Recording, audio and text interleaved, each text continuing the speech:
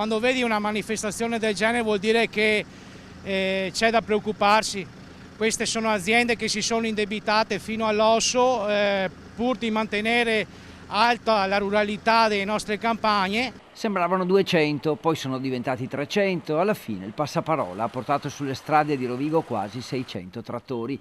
Non sono arrivati solo dal Polesine, ma anche da tutto il Veneto e oltre, dall'Emilia al Friuli. Nessuna bandiera di associazioni, la manifestazione è partita dal basso, direttamente dagli imprenditori. Hanno rallentato il traffico attorno a Rovigo, senza bloccarlo come da accordi con la questura.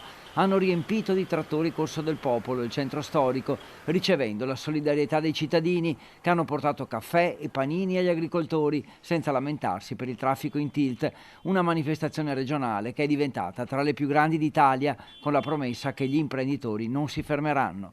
Non ci fermiamo finché non otteniamo quello che vogliamo. Domani credo ci sia una manifestazione a Roma, se ci lasciano entrare, perché a Roma è un po' difficile, però un po' tutta Europa.